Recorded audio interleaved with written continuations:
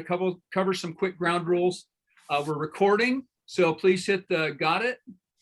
That's a reminder not to record these. We do that. Those recordings live forever on the back end of Young Entrepreneur Syndicate. And if everyone would please mute. Looks like most of you are already there. Yep, we've got everybody trained. And we'll unmute you when we call on you when we get to question and answer later on. Couple of things that we're going to cover real quick. First, last time, I missed you all last week. It was a long week. I know we had a 3-day weekend. It was fun, exciting, and all that kind of stuff, but I missed being on. And so we're going to review what we did prior to that, which was Mr. Jim Riley gave us all a homework assignment. And we were supposed to write down, as you recall, what you're good at. I can only see, I wish I could see more faces here. In the chat, put a number 1 in the chat if you in fact did your homework. All right, just let me know. Give me a quick engage. What are you good at? List the things that give you confidence, and then try and wrap it all into one. All right, we've got a couple. You did your homework, did some homework. For those of you who weren't here last week, the homework was, what are you good at? List some things that give you confidence, and then try and wrap it into one. And I'm going to review that real quick because I think it's important. Number one, we're going to hold, tonight's lesson is on accountability, and I'm going to hold you accountable to what we did last week.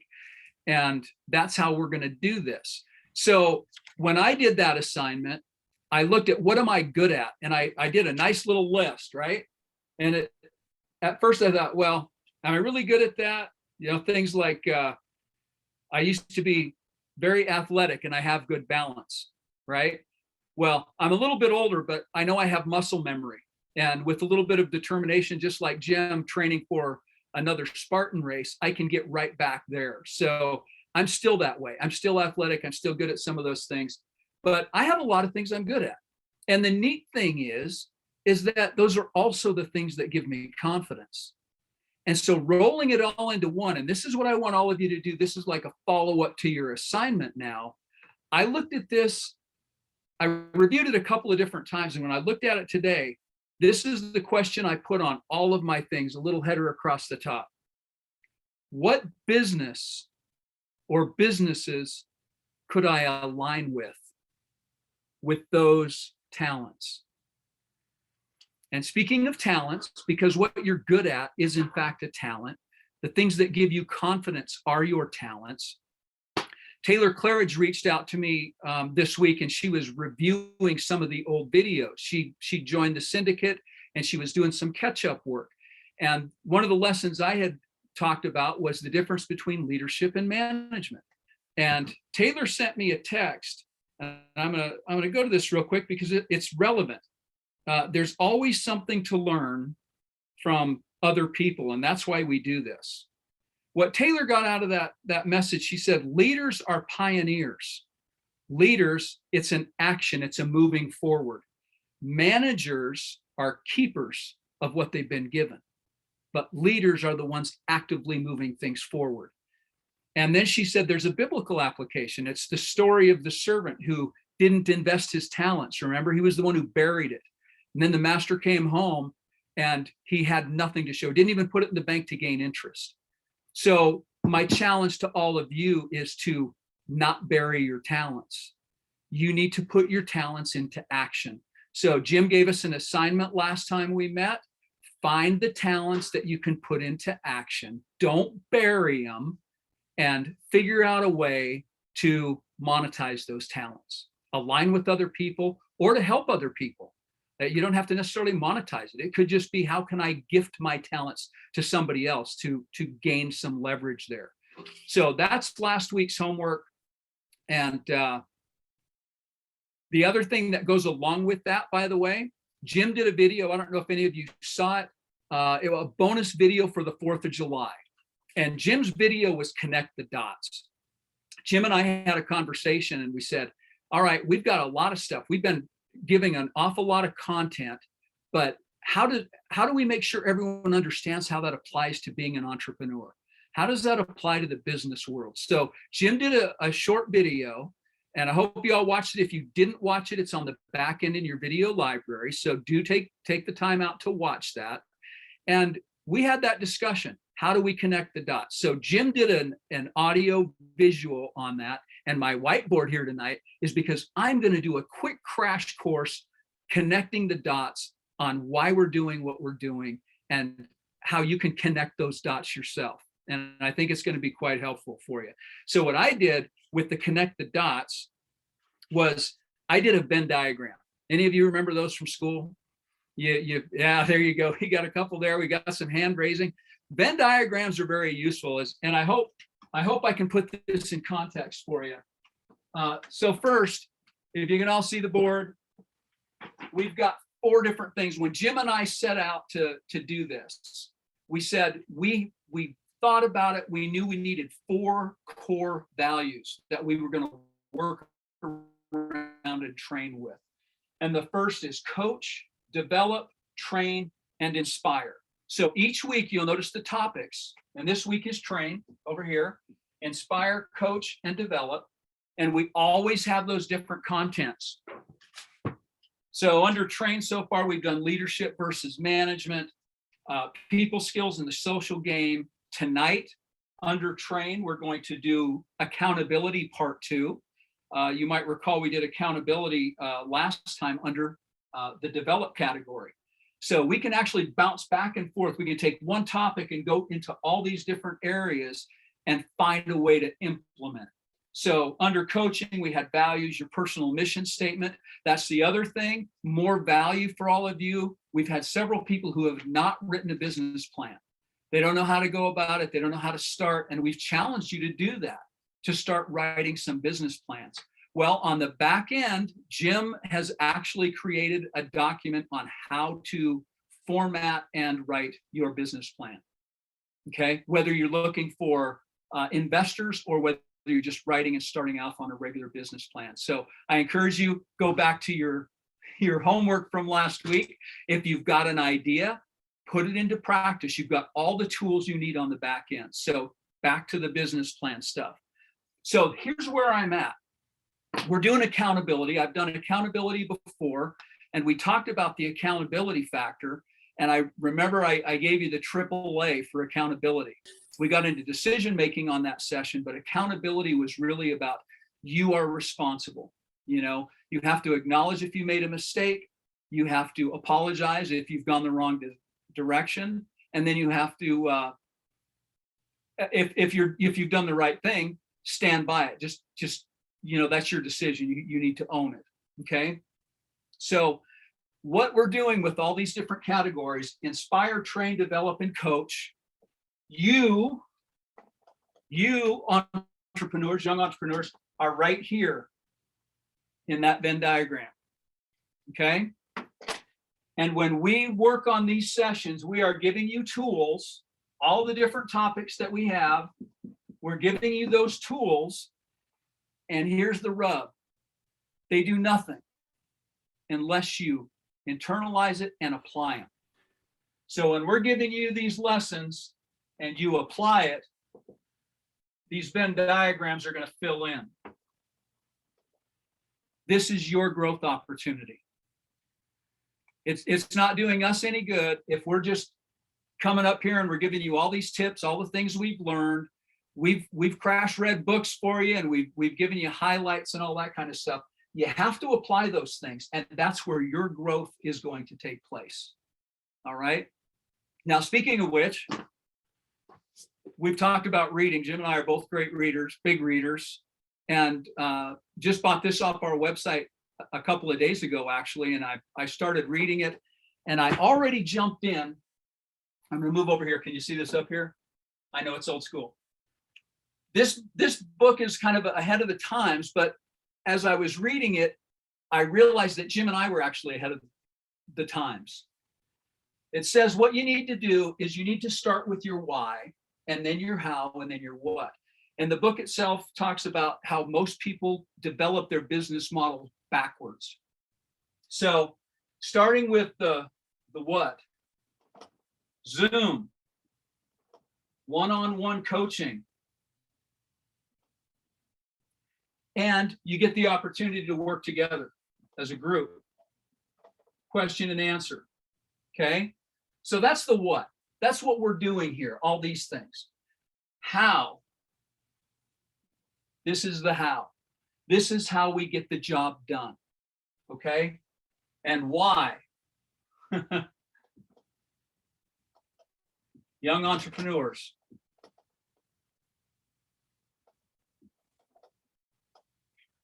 Penmanship's lousy, but the point's the same.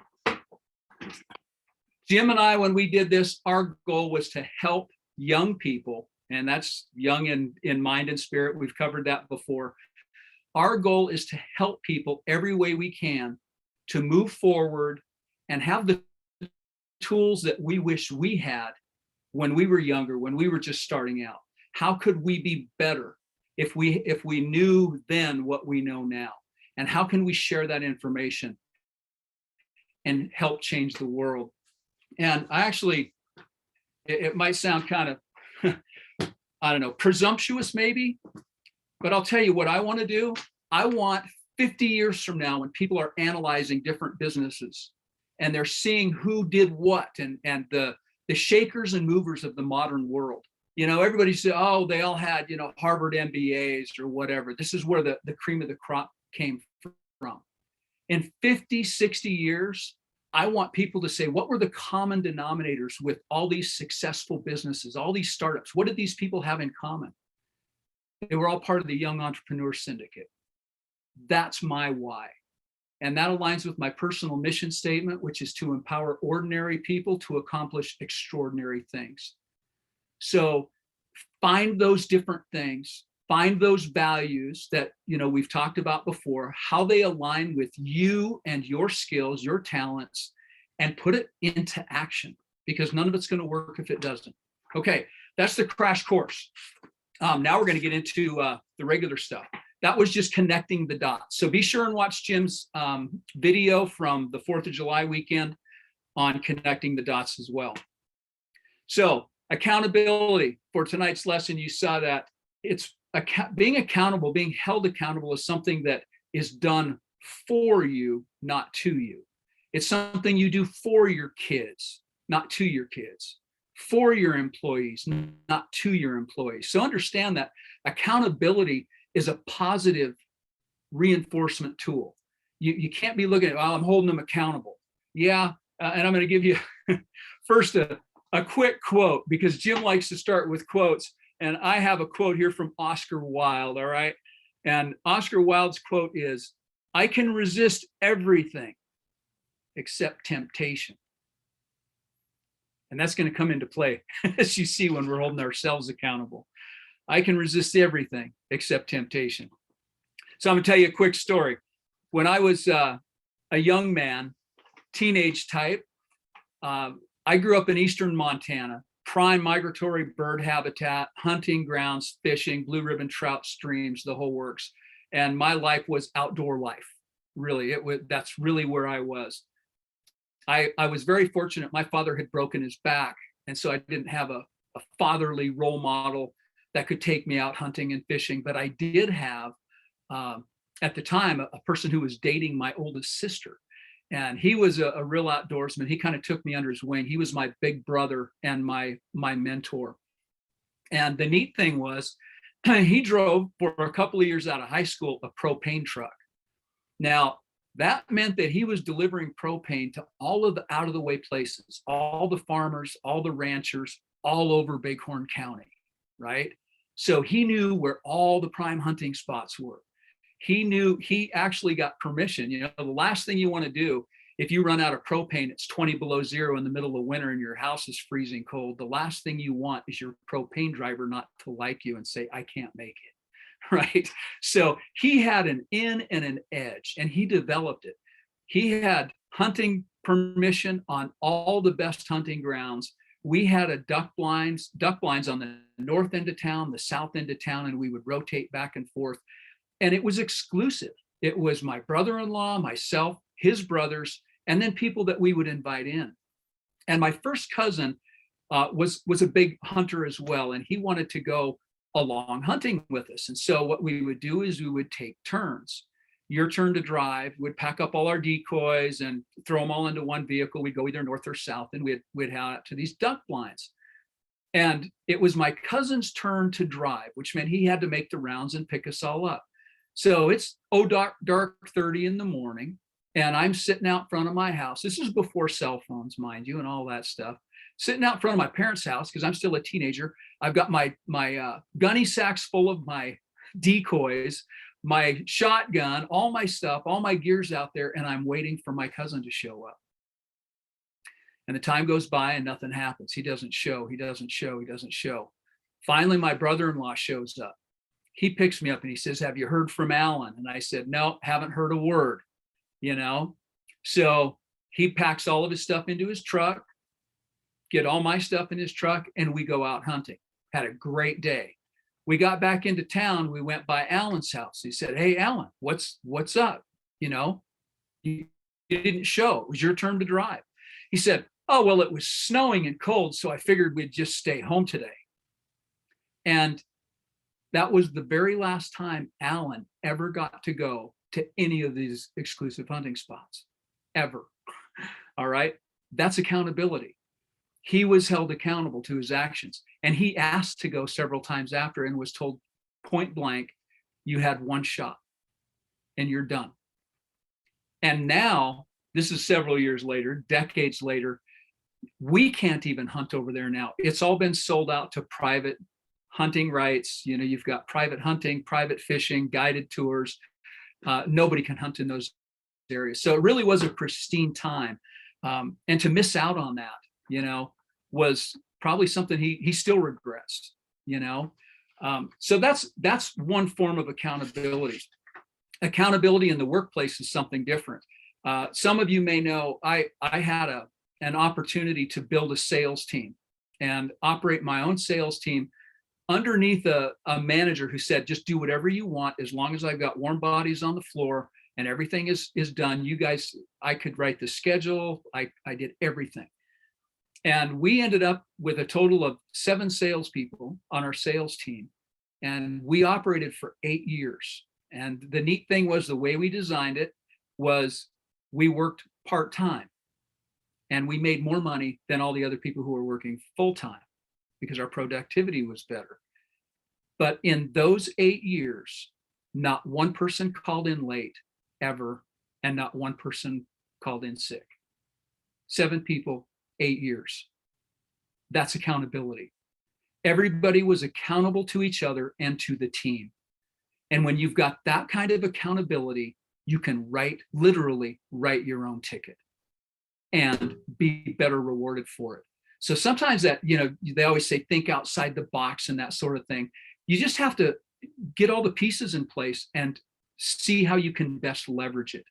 And once you can leverage those things, just go for it. It takes some negotiations and that sort of thing, but being accountable matters. And it matters more than most people realize and most people think.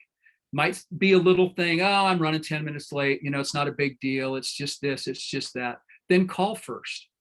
Let people know.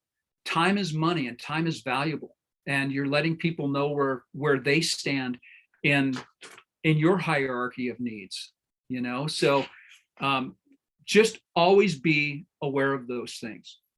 And I'm bringing this up because most entrepreneurs are self-starters.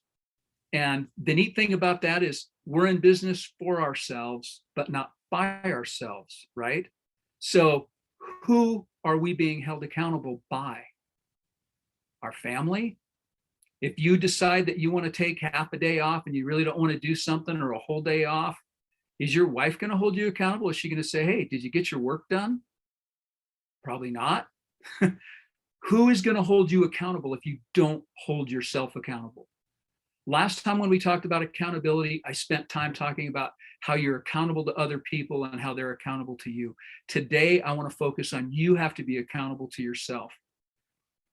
Entrepreneurs, I can tell you just about everyone on this call, we don't like to be told what to do, right? That's part of why we want to, go out there and be in business for ourselves. Doesn't mean we don't need accountability. Now the rub is this, and I'm sorry Will's not on the call tonight. He couldn't make it, but he's running into some obstacles with the new business he's starting up. And I told him, I said, you need to expect this. When you first get started in any business, that's when you're going to run into the first few roadblocks. And if you're in business for yourself, or if you're just doing a startup, there will be problems. There will be trouble. And those things that pop up right away are the first things you say, well, it wasn't meant to be. Or maybe I'm putting too much time and effort into this because it's not working out. You know, we can come up with all kinds of excuses. And I'm telling you, the roadblocks are going to be there. When you want to go into business for yourself, there are a million reasons why not. There are a million things that will come against you. And this isn't just a physical battle. There's a spiritual battle going on. Whether you believe it or not, there are things that are coming against you, and they will come against you. So once you expect it, just, put your hard hat on and go to work. You're going to have to work through it. So to be accountable, you have to be focused and you have to be on track. We'll talk about that more. I'm going to give you an assignment before we're done. And just remember this, when seasons change, and that just might be when the trouble comes, right? You must transform and adapt. Just whatever it is, whatever those obstacles are. It doesn't mean, don't be so rigid in your plans that you can't adapt, shift, and maneuver, because that'll just give you an excuse to do something different or bag it all together. I've seen this over and over, so don't let it be you, okay? So your mission is to create momentum to overcome obstacles, all right? That's point number one. Write it down if you're taking notes tonight. Your mission is to create enough momentum to overcome the obstacles that you're going to get. Okay. Now here's the benefit of that. Creating inertia creates confidence. And that's going to help you get through that crutch as well. Okay. So there are 3 stages of momentum. Note takers, write them down. First stage of momentum is coasting. Any of you working for other people right now, you got another job, and you're thinking about being an entrepreneur, just about bet you're coasting at the other job. We know what it takes to do just enough to still get everything done, still be held accountable, but I'll bet you're not doing step number 2, which is challenge. Are you challenging yourself to do more, to do better, to get better, to give more? Don't give up, okay? If you're on the clock, you better be giving 100%. I didn't say 110, 100, all right? And I'm going to get this out there too. I wasn't going to talk about this tonight, but I will. That whole come early and stay late thing, that works really good for the employer. It doesn't work well for the employee. All right. When you're on the clock, it's 100%. If you're not on the clock, that's 100% your time. Be plugged into podcasts, be working on your own business plan, be reading, be doing something else. If you're at work half an hour early, sit in your car and finish a podcast, read a book, take an online course. That time belongs to you.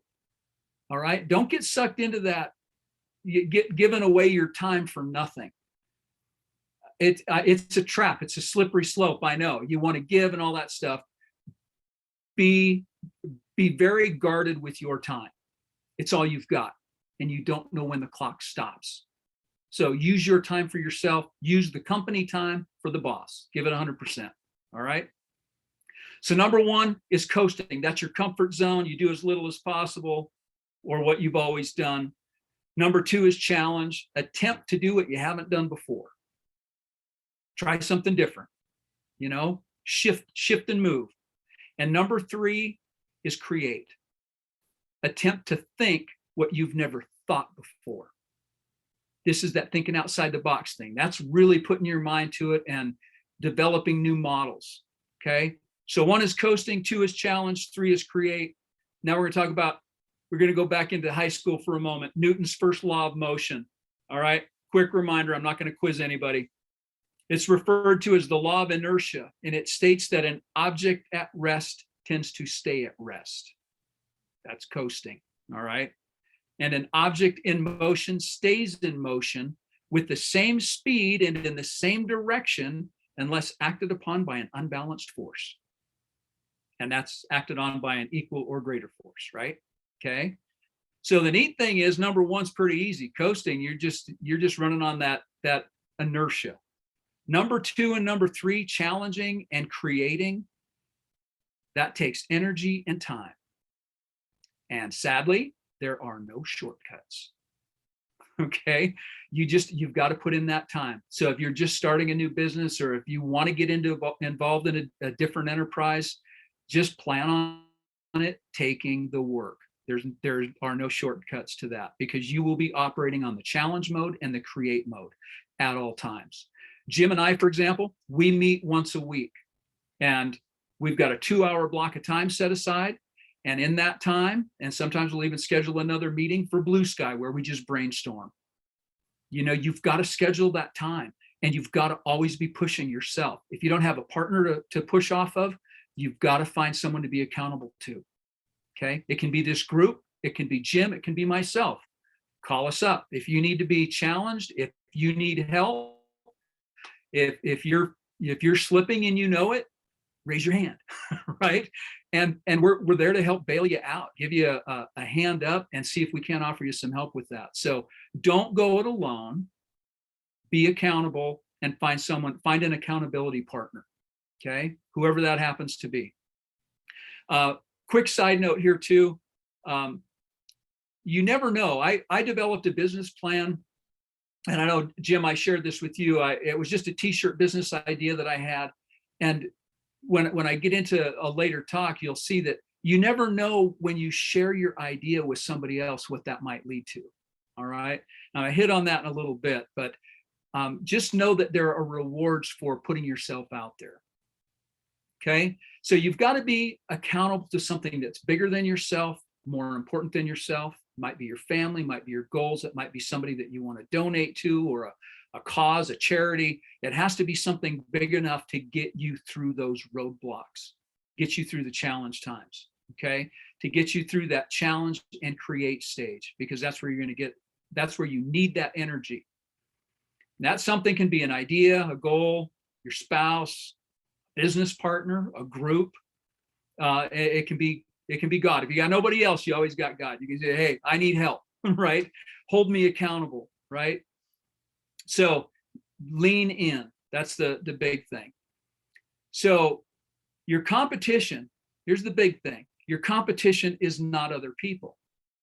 We're talking about accountability to yourself today. It is the other unbalanced forces of equal or greater power.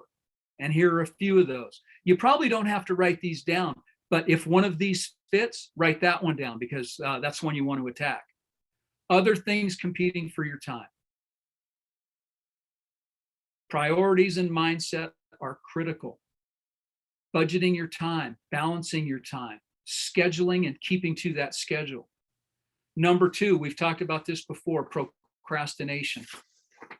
I gave you some tips on that before. We're going to cover some other ideas tonight. If the other ones didn't work, we're going to do something different. Bad habits, poor choices, poor routines. We all have some. What can you do different? Complacency, that goes along with coasting, just being complacent, content. That's not where you need to be. You need to be uncomfortable. You need to be comfortable being uncomfortable. So get uncomfortable, right? An unhealthy diet. Knowledge that you don't implement, right? Going back to this, we've got all these tools up here. The only green you get, right, is what you implement. You've got to put it to use. Negative self-talk. And this can be a big one. Oh, I don't have the skills for that, or I have trouble learning new things. I don't like to meet people. I'm an introvert. I don't know how many times I've heard that one. We're all introverts till you open your mouth. We're all introverts. That's not an excuse. It's not a way out. Okay. So no negative self-talk. I like people. I like meeting new people. I like being in environments where I can be challenged, right? So no negative self-talk. Being ungrateful. That's another roadblock. It's another thing that's going to come up against you. Always practice being grateful. And here's a big one. And I see this probably more than anything else in failed business startups. ego, failure to be teachable, the know-it-alls. Maybe the last two businesses worked and they got another one coming on. You know, you can't, everything is different. Everything changes. It's always new people. Okay. So you gotta remember ego, your own ego. You got to be strong enough to get through the tough times without being egotistical about it. You still have to be humble. You still have to be grateful. Okay. So all of these challenges have their own challenges with them. And here's a Jim Rohn quote: "The truths in the morning of our lives become the lies in the evening of our lives." So what we believe in the morning of our lives become a lie as we get older. So what are some of those? What are some of those lies? I'll tell you what they are right now. For those of you who are new or have wanted to start, or you're kind of at a stalemate, or you really don't know what to do, here's a lie. I can do it tomorrow. I can start it next week. I'll do it next year. I'll do it next quarter. I'll do it after the kids are in school. I'll do it once I have a nest egg built up. I'll do it when I have more time. Yeah, those are all truths right now that are going to be lies 2 years from now because you didn't do it. You didn't get it done. Okay. So recognize your own negative talk. Recognize the lies that you're telling yourself today that tomorrow are going to be a different truth. Okay. So, and that's going to take some introspection. I mean, this is a tough challenge for all of us. So how do we do this? I'll tell you how we do it. Write this down. Become a right now person. You're going to do it right now. I want to call that guy and bounce this idea off him. Well, pick up the phone. Call him right now. Text him right now. Write the email right now. Don't put it off. Write a note right now. If it's 10 o'clock, 11 o'clock at night, okay, maybe not. Write a note right now. Put a note in your phone right now. Call him first thing in the morning. But right now, you need to take that action. Okay? Become a right now person. And the reason we aren't right now people is because we procrastinate. So here's my 3 tips for the night. Here's the final right here. 3 tips, 1, 2, and 3. 3 tips to crush procrastination and hold yourself accountable. Number 1, pick one thing to do every day. If it's a side hustle, do one thing on that side hustle every day. I don't care what it is. I don't care how small it is. Be engaged with it. One thing every day. Number 2, set a deadline. This isn't next year. This isn't next week. This isn't next month. What am I going to get done? If I do one thing every day, what will I accomplish by week's end? Set a deadline for that. By week's end, I want this. I want to have made so many contacts. I wanted to save so much money for this. I wanted to get this business plan written. I want to talk to this person about supplies and wholesale prices and suppliers, anything else, but something. Set a deadline. And number 3, tell the world. Tell somebody that you're going to do it, and then do it. And you need to share this with other people because they're going to hold you accountable. Next time you see that person, you said, hey, I've got this great idea. I'm going to start this company up. The next time you see him a month later and he says, hey, how's that idea coming? You better be able to tell him, hey, it's moving forward. We're getting some traction on this. I've got some great ideas. I'd like to bounce them off of you. You want to hear some more? You've got to tell other people. Don't just have your ideas floating around in your head. Don't just have a business plan in a file that you stick somewhere and think, I'll get to it when the kids are in college. All right? That's not going to do it. Tell other people so that you will hold yourself accountable. Okay? Those are the 1, 2, and 3. Now, before I open up questions, I got bonus tips for you. You've heard me say before, excellence, not perfection. If you wait to be perfect, you'll never get it done. Excellence happens in doing, not perfecting, right? Excellence is what we're after. You can't get better and look good at the same time. You just can't. You're gonna make mistakes. It's gonna happen. It's going to get messy. It's going to get ugly. Nobody expects you to be perfect. Don't think you're going to come out of this just, flying off. You got a new trademark. You're going to be a national brand and everything is hunky dory in 6 months. It doesn't work that way. Never has, never will. You're going to get messy. Okay. Another bonus tip. You don't have to love it to be successful. Again, it doesn't have to be perfect. Don't wait till you fall in love with your final product. Okay. And the last one is start scared, not prepared. You have to start scared. That's where that will help fuel your momentum. And then you can get prepared as you move forward. Then you can dive into the business plan. Then you can start talking to consultants and coaches and getting more one-on-one help that can get you to that next spot. So that's it in a nutshell. I'm going to look at the notes over here. Anything, if you're planning on opening a company, when is the right time to leave your 9-to-5 job and pursue your business? Okay, that's a great question. When is the right time? Talk to your family about that. If you have a nest egg, look at your business plan should include a financial plan. Okay, you never want to, and I'll buffer this with another thought too. You want to do things smart. You still have obligations to your family, to your creditors, and everything else. So what kind of funding you're going to use for your business? You may want to take another look at your business and see if you can mitigate the startup cost. Maybe you need to bring in a partner. Maybe you need to have some fundraising opportunities. But you and your family need to decide when the right time to leave that 9-to-5 is. I mean, that's something I can't answer, but you can figure it out based on your budget, based on your timeline, based on what you've saved, based on what you want to risk out of your personal 401ks, out of your personal savings. Can you cut back? If startups are tough. They don't have to be, but they can be tough. But they're not tough if you've budgeted for it. So when's the right time? I'd say get started right away. Start putting that time in right away. Start keeping a good eye on the finances, the budget, the income, and be accurate about how much overhead you're going to have. So what 3 out of 5 businesses fail in the first 5 years or something like that.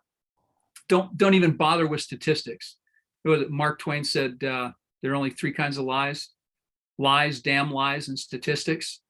Don't believe the statistics. If you want to start something, just be smart about it. Do your homework, but don't go in underfunded and undercapitalized. If you've got obligations, make sure your obligations are being met without hurting your family, without hurting the other stuff that you're doing. But that might be looking at your business plan a different way. Hey, Ron, I'll weigh in on that too, by the way. Please do. When I sold my shares in my tequila company, that was a conversation I had with my wife. And really, she was the one that encouraged me to step away from, what would have been a 9-to-5 job, if you look at it that way.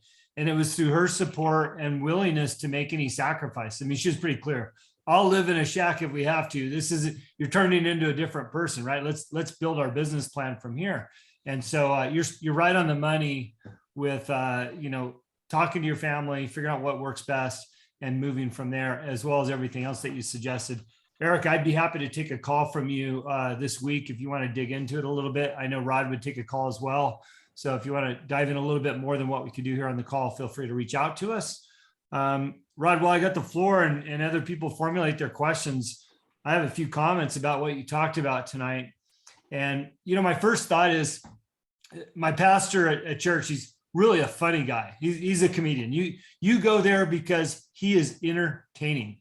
And he said something a couple of weeks ago. He goes, all right, I know a lot of you have brought guests today. And I know when you bring a guest, your first thought is, he better be funny because I brought a guest, And I'm looking at the group tonight, and a lot of these people, we've got a couple new members tonight.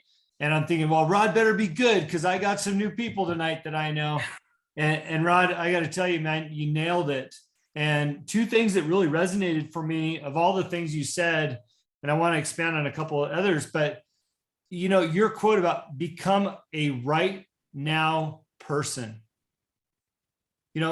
What is wrong with being a right now person? Nothing. Okay. And I hear so many people come to me talk about a business plan. I want to do this, want to do that. and they haven't done anything about it. It's like, be a right now person. That there's nothing more to be said about that than just live that statement. The other thing that I love that you talked about was crushing procrastination. I've talked about, if you're going to do something, even if it's 5 minutes a day, when you look back a year from now, you've got a few hours into that deal, and chances are that 5 minutes is going to grow into 10, which is going to grow into 20, then hours. Then all of a sudden you've got a tangible asset there that you can work from. So I love that one thing a day, but also setting a deadline was super critical. And finally, the accountability portion of that, tell the world, tell somebody, because then all of a sudden they're asking you about it. And not only does that hold you accountable, but it starts to build that momentum in your mind too, because they're asking you because they care.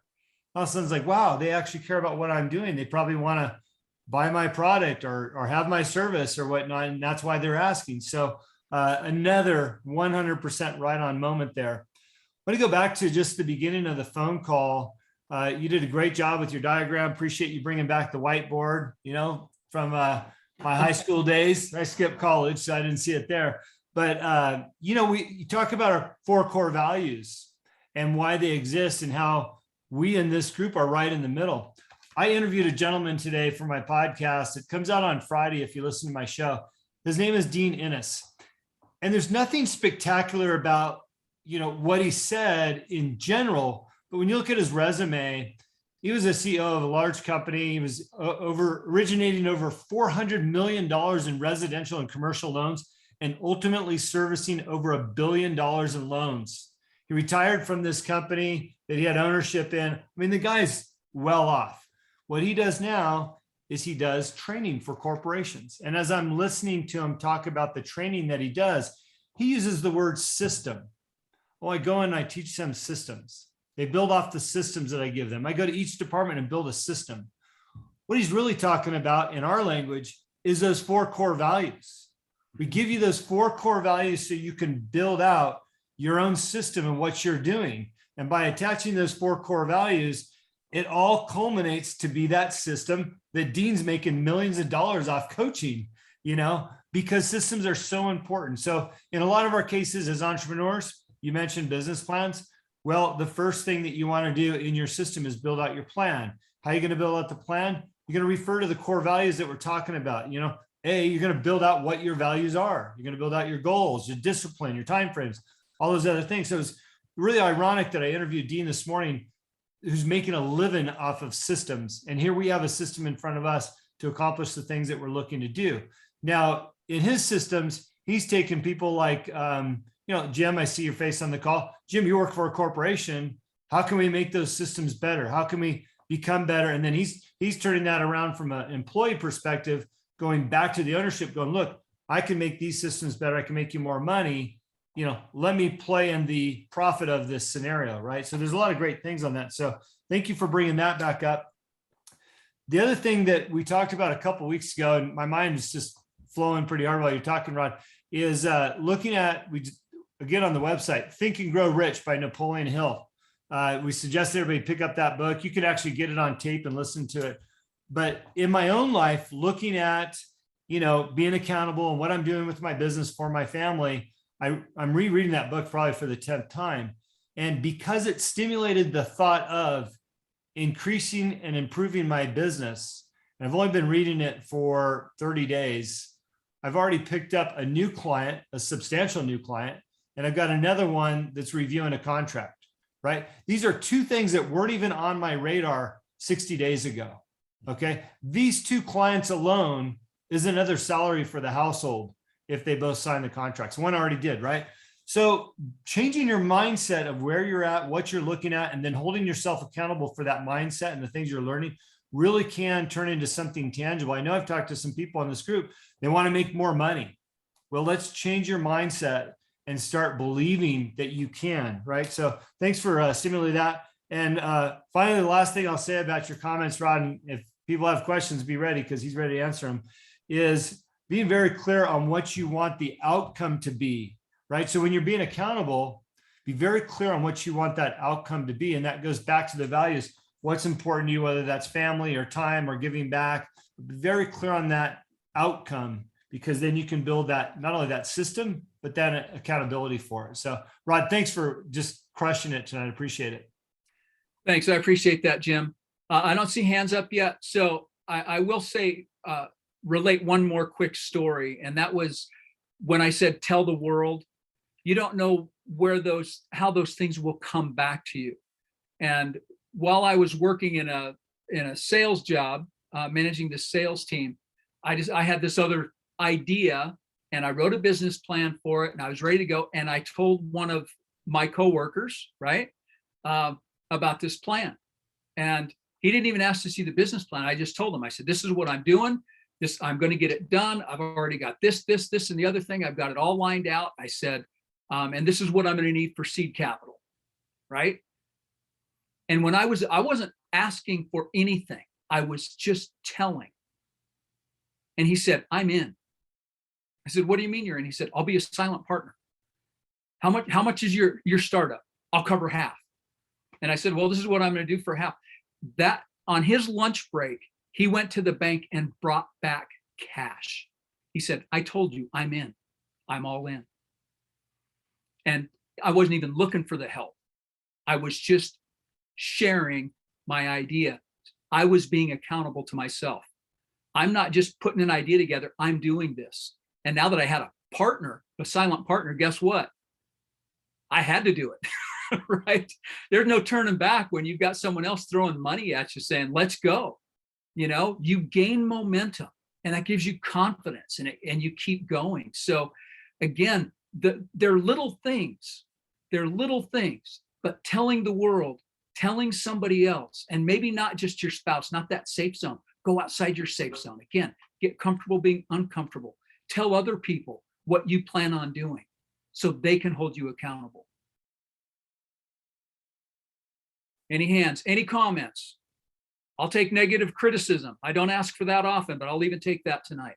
If you don't like the whiteboard, I'll go to the whiteboard on Zoom. I'll figure it out. Rod, bring the whiteboard back in the next couple of weeks. Hey, by the way, everybody, don't be afraid to go on that back end of our website and look for any new materials. We've got some new books on there. As Rod mentioned, I've got that video on there. I was missing the call last week too. I mean, 4th of July, I'm like, we should be on this call. I love the holiday. It's my favorite one of the year. That's why I recorded the video. So I'll add as much as I can when I can. I know Rod will as well. In the future, we'll probably push out an email blast to say there's new video content there. But I know there's some new documents. If you're looking to build a business and you don't have a business plan, as Rod suggested, I put a template on there. And if you go through the whole template, it looks pretty lengthy, right? On the last 2 pages, there's a shortened version of a business plan. At a minimum, you should be doing that, okay? At a minimum. And as you get more serious about your business, then you can build out the master document. But I typically don't work with a client in business consulting unless they have a business plan, because that becomes your roadmap of where you're going, how you're going to get there with timeframes, budgets. Mission statements are great. They're important, but everything else tied together is the complete puzzle, right? Some people don't spend any time on mission statements, which I think is a mistake, because oftentimes the mission statement will dictate your budget. If you have a mission statement of, I want to be the best of ... it's going to require the money to make sure you're the best. So then all of a sudden that mission statement rolls into your funding or your financial accountability, right? So please take the time to build out a business plan. Once you've got that, now you've got a map to start putting those 5 minutes of work in every day. As Rod suggested, if you've got some, it's one thing a day, start checking off the list of the business plan, you'll find yourself further down the road. So go ahead, Rod. I've got one more thing, because there are no questions. I'm going to address this because it kind of goes back to, if you're planning on opening a company, when is the right time to quit your job, right? Well, the easy answer to that is when you've replaced your current income, but it can be more complicated than that. And I want to address that because there's that uncomfort zone that can actually propel you to do more. If your job is a safety net that's keeping you from acting and doing it, then it's not doing you any good. I had a mentor. Some of you know I've been in network marketing, very successful in network marketing. And at one point, a mentor popped up. I never had one. and a mentor popped up and he said, the best thing that could happen to you is if you got fired from your job. He said, that's the best thing that could happen to you, because then you would be full on, fully focused on this. And you would be there a lot faster and make a lot more money. And he was right, but I was scared. So I did the slow routine, and it still paid off, but I did a slow routine till I replaced my income. And then I felt more comfortable. But I had young kids, you know, I give you all the excuses. But had I been fired, he was right. I would have gone all in, and it would have happened faster.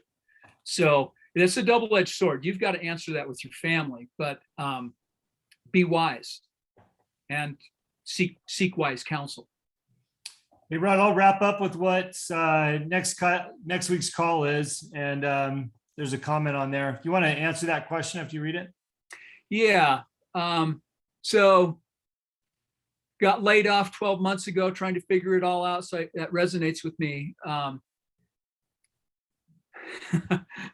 My Canadian resident. Okay. You know what? Ideas are the same. People are the same. Businesses are the same all over. Find what makes you tick. What are your talents? Start with Jim's. I know you were on that call that Jim did.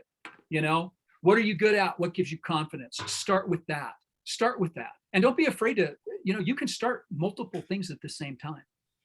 You know, that if you're in a position where you can start multiple things, start multiple things.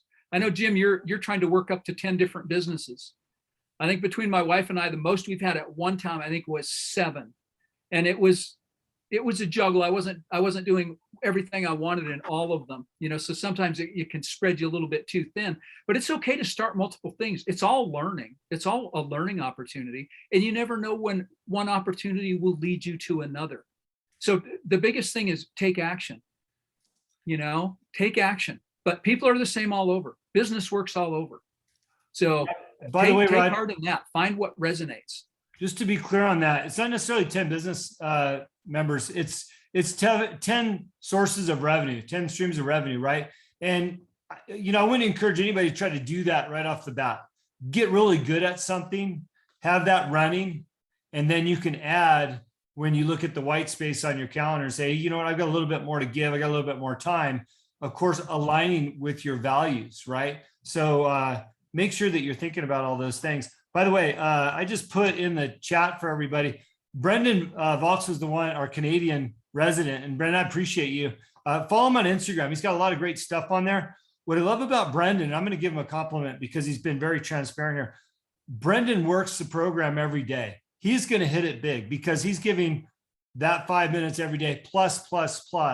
And what I love about Brendan, and I haven't told him this, is every morning he starts out 3 bullet points of what he's grateful for. So Brendan, thank you for that. I love seeing that. Keep doing that. We talk about when you wake up in the morning, write down 5 things you're grateful for. At my house, before we all go to bed, we all tell each other 3 things you're grateful for. There's a lot of strength and power in gratefulness because you realize what you have around you is probably more than enough. Okay. It's okay to want more than that. But when we start from a position of gratitude, our days are much better, our evenings are better, our sleep's better, and we're in a better position to move on from there. In brief, next week's call, which is my call, is going to be on personal values, and the topics are give and save. And it's funny because we're talking about gratitude. Along the lines of giving, and again, we've got some new members on tonight. As a company, we believe in the power and the strength of giving. And as you know, or maybe you don't know, when you buy your membership, if you're over 21 years old, we want you to gift a second membership that will run concurrently with yours to a young adult, somebody under 21. So here we are giving to you, and we want to give you the opportunity to give to somebody else because we believe in the strength of our youth, literally under 21.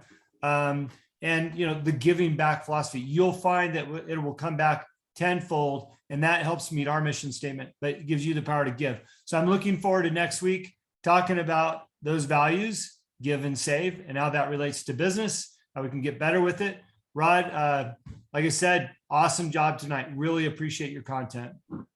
Thanks, Jim. Well, I'm not going to keep anyone else. I don't see anything else. Control what we can, right? That's absolutely right. we'll let everybody have an extra 5 minutes off with their families then. We won't keep you any longer. Look forward to seeing you all on Monday night. Reach out to Jim or I if you've got any questions, concerns, email, and we'll set up a time with you.